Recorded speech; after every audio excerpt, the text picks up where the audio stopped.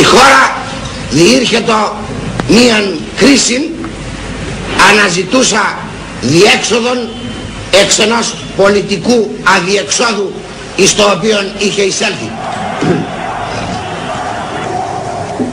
Οι Έλληνες και κατά ιστορική παράδοση αλλά και κατά την βασική κοινωνική αντίληψη και αγωγή δεν είναι ποτέ ευεπίφοροι προς τον κομμουνισμό, διότι ο κομμουνισμός δεν δύναται να έχει ουδέν σημείων κοινών με τον ελληνοχριστιανισμό που αποτελεί την βάση της διαπαιδαγωγήσεως των Ελλήνων κατά των δρόμων της ιστορίας των.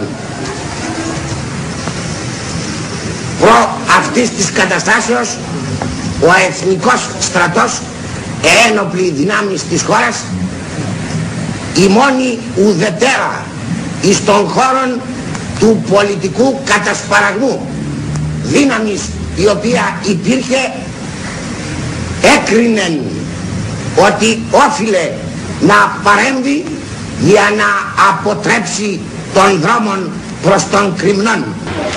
Δεν κρατάμε χειρουργικά μαχαίρια, αλλά ούτε και τσεκούρια. Άλλοι χρησιμοποιούν τα τσεκούρια.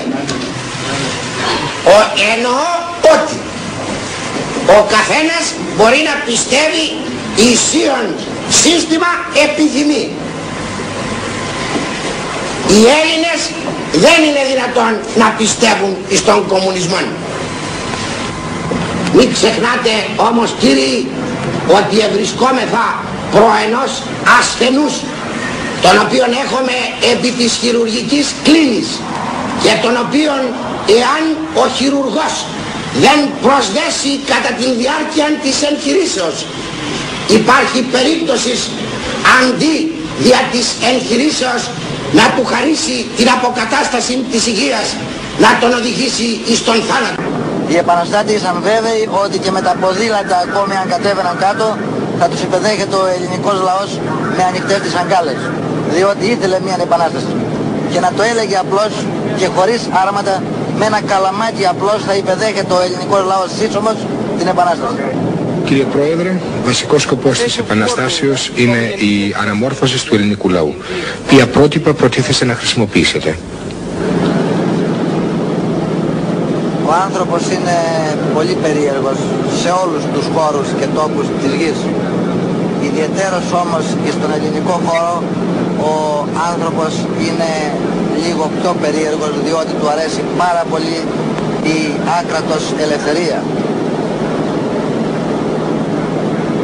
Το πρότυπο του ανθρώπου είναι εκείνο το οποίο δύναται να είναι ενάρετον, να έχει δηλαδή αρετήν, και αρετή είναι να έχει δύναμη ο άνθρωπος να πράττει το καλόν απολύτως. Στο Σύνταγμα πιστεύω μας να γίνει, ναι, στο Σύνταγμα για ενότητα Γαλλίλη, ναι, στο Σύνταγμα για μια χρυσή ιστορία, ναι, στην πρόοδο και στην...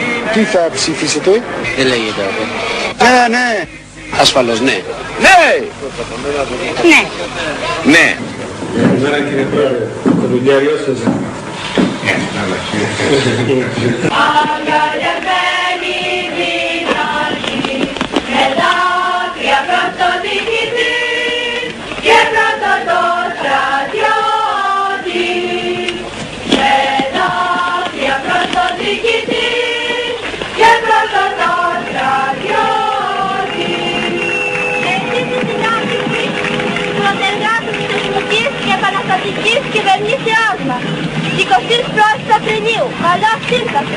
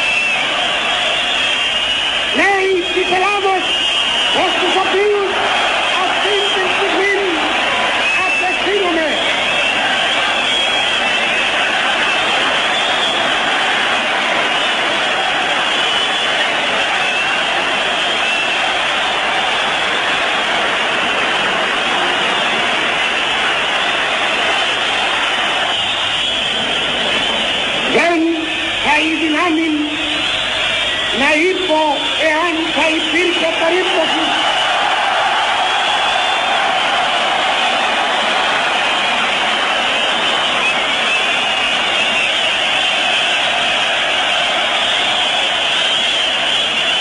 δεν θα η δυνάμει λέγω να είπω εάν θα υπήρχε περίπτωση.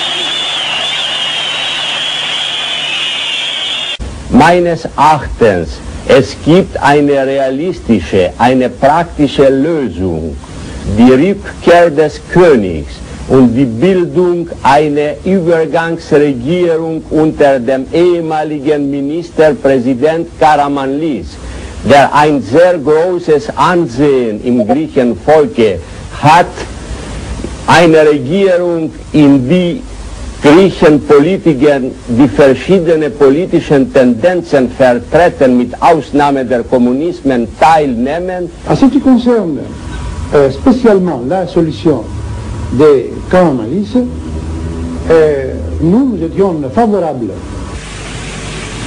It is in this sense that I am very much concerned from what is happening abroad by Mr. Andreas Papandreou, who is in alliance with the extreme left, or let's call it so, the non-serious left.